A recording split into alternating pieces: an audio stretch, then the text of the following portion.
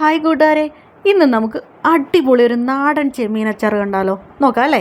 വന്നേ, നമുക്ക് ചെമ്മീൻ ക്ലീനാക്കി വെക്കാം. ക്ലീനാക്കി വെച്ച ചെമ്മീനിലേക്ക് മുളക് പൊടി, മഞ്ഞൾപ്പൊടി, ഉപ്പ്, കുരുമുളക് പൊടി ഇത്രയും ചേർത്ത് നമുക്കൊന്ന് നന്നായിട്ടൊന്ന് പെരട്ടി മാറ്റി വയ്ക്കാം. അത് അങ്ങനെ മാറിയിരിക്കട്ടെ.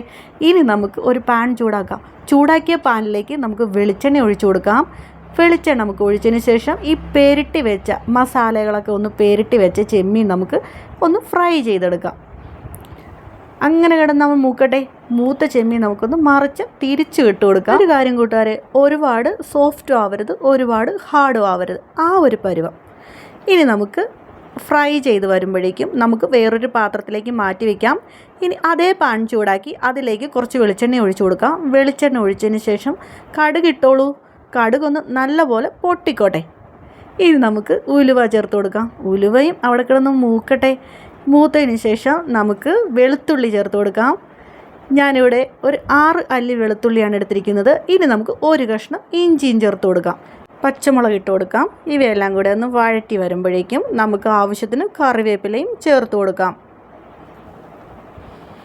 ഇനി നമുക്കൊരു 2 ടേബിൾ സ്പൂൺ മുളക് പൊടി, 2 ടേബിൾ സ്പൂൺ കാശ്മീർ മുളക് പൊടി ഞാൻ ചേർത്ത് കൊടുക്കുന്നുണ്ട്. അതൊരു കളറിന് വേണ്ടിയിട്ടാണ്.